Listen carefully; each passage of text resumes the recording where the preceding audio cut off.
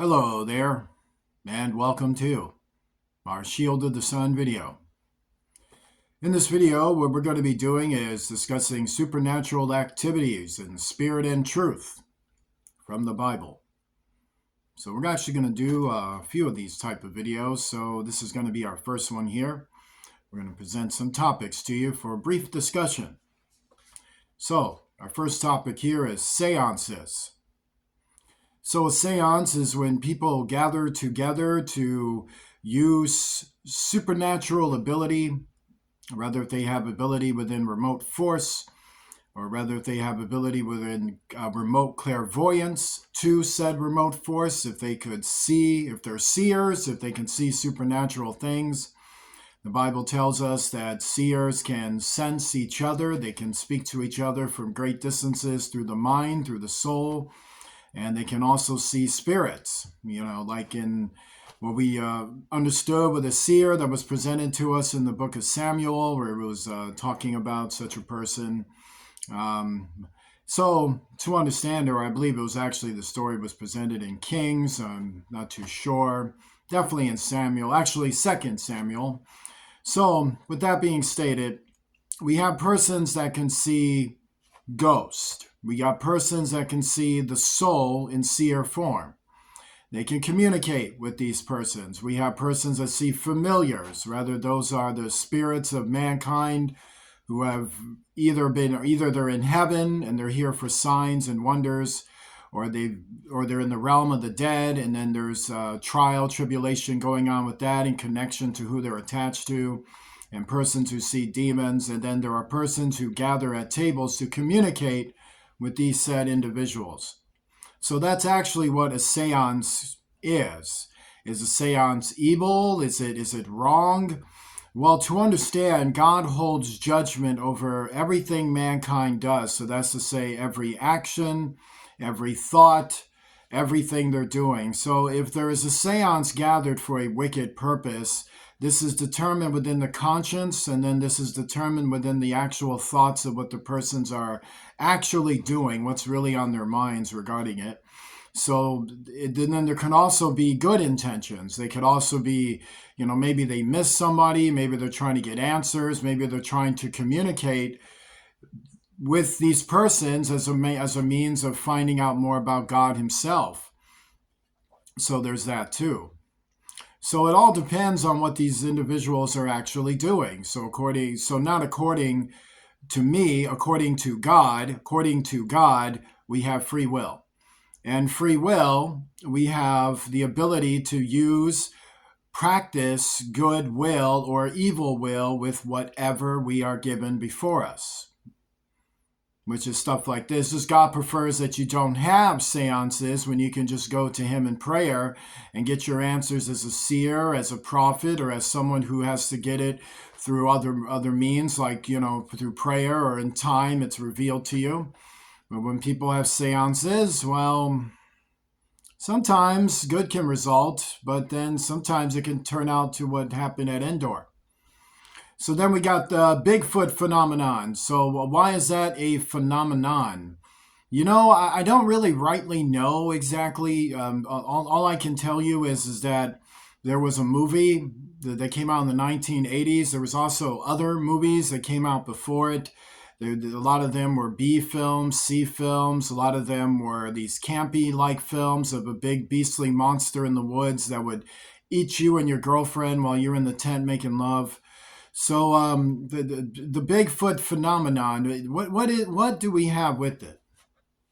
Well, rightly, from all the testimonies and the encounters people have, do you know that many people in our country and around the earth who have been within regions where this phenomenon is talked about, generally by the numbers, believe that it's real, whereas others who are further away from the phenomenon generally believes that it is not real.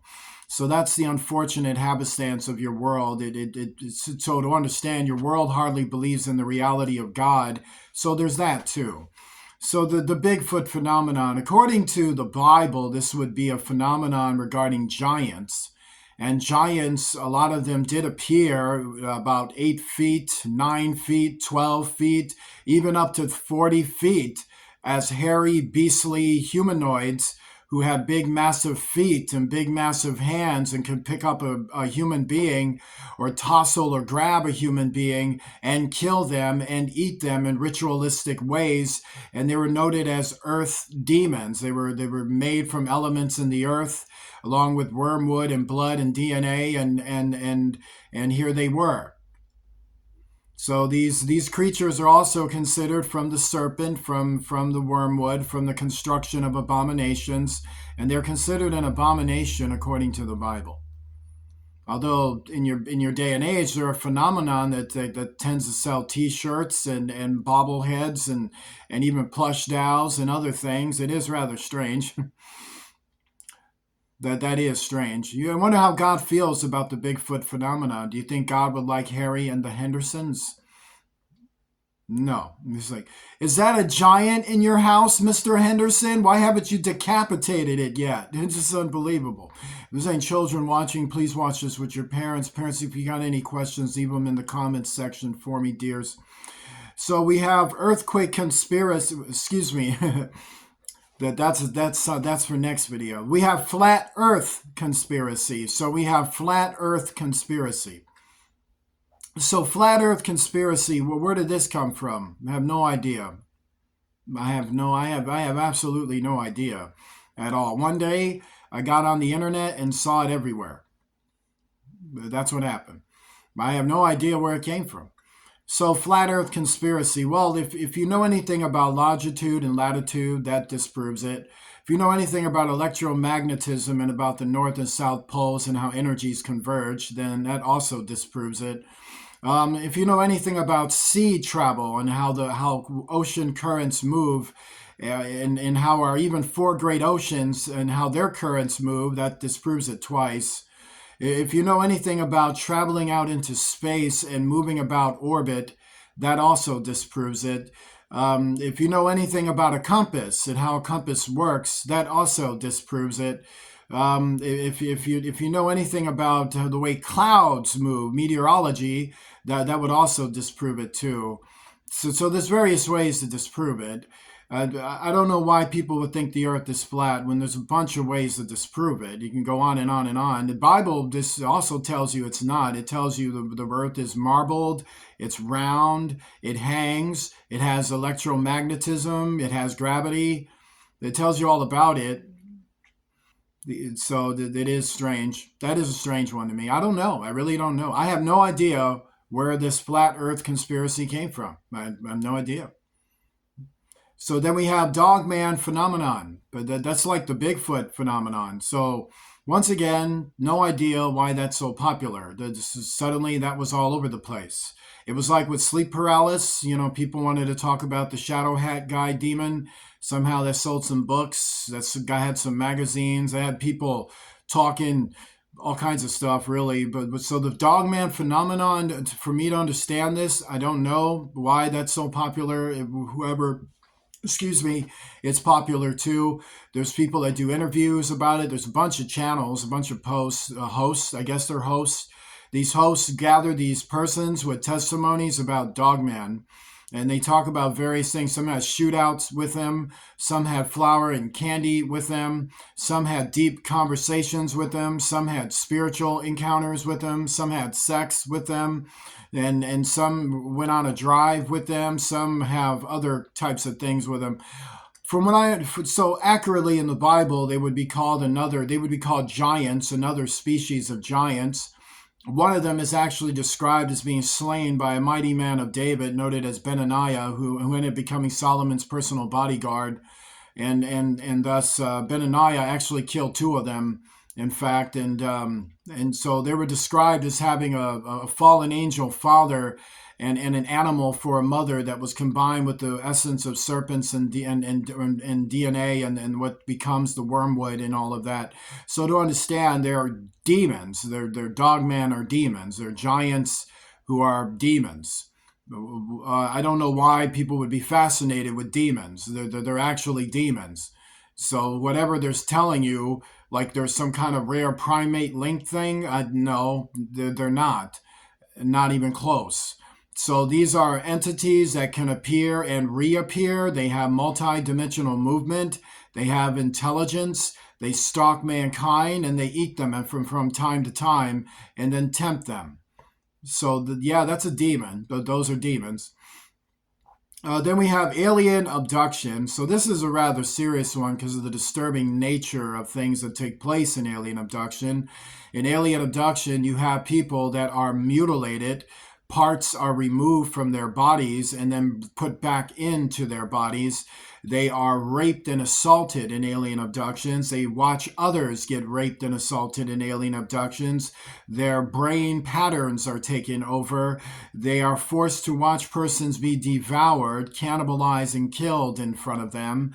They are forced to endure very terrible things. If not those things, they're forced to endure other things. This includes missing time from experimentations that are done on them. Skin is removed from them. Blood is removed from them. DNA is removed from them. They have things inserted into their bodies, things that look metallic or they look small, and they go into their bloodstream or they go into their legs, their arms, their eyes, their heads, and do terrible things to them. There are terrible things that happen in an alien abduction. According to the Bible, this abduction is described more accurately, actually, in Zechariah 5, describing a feminine type of fallen angels who create giants who are actually UFOs, living ships designed for the specific purpose to attack mankind and do various things to them. They will also remove body parts from persons of mankind, males or females, also remove body parts from animals, males or females, usually going after chickens, cows, and other cattle animals, and even wild animals from time to time. They also go after mankind in the same way and do all types of murderous experimentations or experimentations upon them. So these alien abductions have been a conversation that has been going on for decades now. There was even conversations about it in the past. Did you know there's books about it in the Renaissance era? There's even books about it in the Age of Enlightenment. This is when we had our Revolutionary War and things of this nature. There's books about it in the 19th century as well, and 20th century, as you know, and onward and onward. Many products and things of this nature. The Bible calls it a real phenomenon, in fact, a phenomenon that one time exploded on the world in the days of Noah, where it happened as a massive attack on the world, in fact, and ended up taking the mankind into forced coexistence, and eventually these things ended up dominating the world, leading to the Great Flood. So it is an extraordinary matter to understand that the Bible says that it is a real matter. Our sixth one is this conspiracy involving the Illuminati, Majestic 12, Skull and Bones, the CIA, and somehow all of this adds up to the Rothschilds rule the world. Well, I find this a little perturbing. So to understand, the Central Intelligence Agency, along with Majestic 12, along with the Illuminati, along with Skull and Bones, along with the Rothschilds, somehow the Rothschilds pays for all of those groups, and then those groups answer to Rothschilds, and then the Rothschilds, I don't know, how's this communication? Is it done by phone, where the Rothschilds get on a phone and they contact one of these so what's the number for the Illuminati, and with Skull and Bones? So they contacting someone in Yale, I would imagine, and Majestic. How do you get a hold of Majestic 12? But does the Rothschilds know? So then we got the CIA.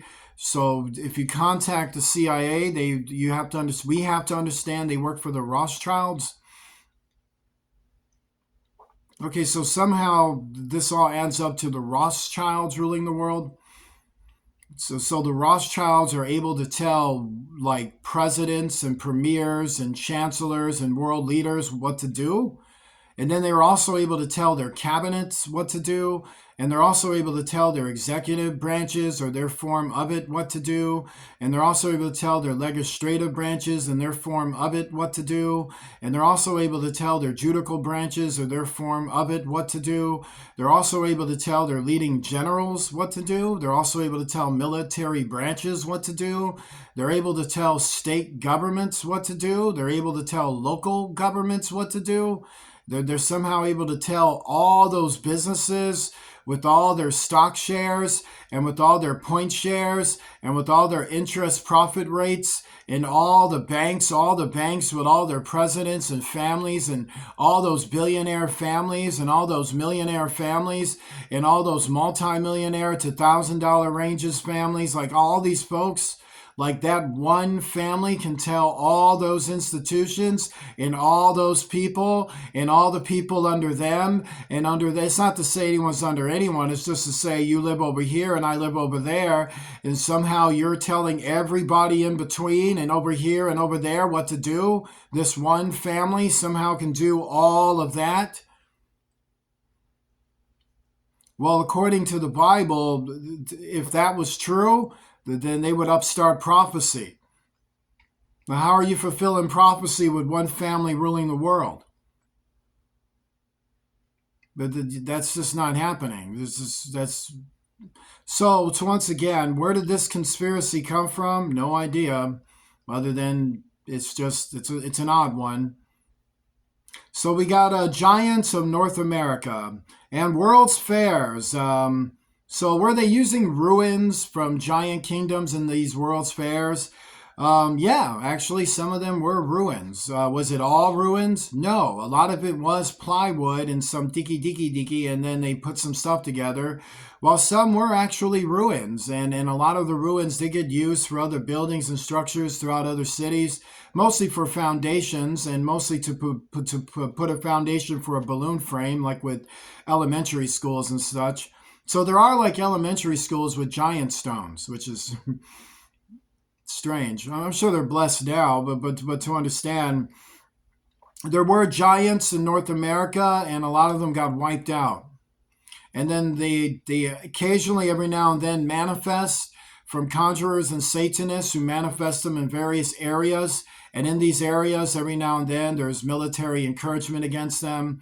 And they tend to get blown apart every now and then, and no one talks about it. They might say it's Majestic 12 covering it all up. They might say the CIA. Well, if the CIA is covering it up, it's only because, you don't read the Bible. And the other reason is that who cares? So then we got the Illuminati and Skull and Bones. Maybe we'll ask them. Maybe a high priestess in the Illuminati can tell us more than the CIA. Like maybe we'll get an explanation from the CIA and we'll go ask the high priestess of the Illuminati if he's telling the truth or not. And where's Majestic 12? We want to know. Oh, let me get this here. So our next one is UFO cults. I don't have much to say about them other than everything they're saying is not biblical. If it's not biblical. And also high. And then we have psychics, fortune tellers, palm readers, and magical practitioners.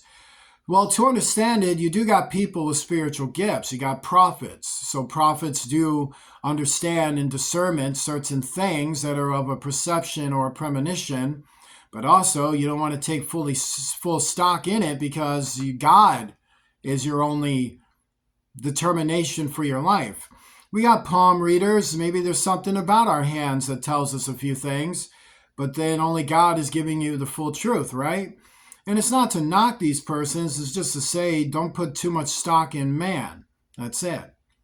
They might be able to help you, but at the end of the day, God is the one going to be revealing it all. And if you rely on your help on man instead of God, then you're going to have a serious problem. You're going to get ripped off. And then we're going to have Wicca or witchcraft. This is to say thoughts on Wicca, thoughts on witchcraft, thoughts on being a Wiccan. Well, if you're into any of these things, to understand, I guess the question is because of how the Bible feels. Excuse me. Well, to understand, the Bible is the Bible. It doesn't feel like mankind. The Bible doesn't feel like a male. The Bible doesn't feel like a female.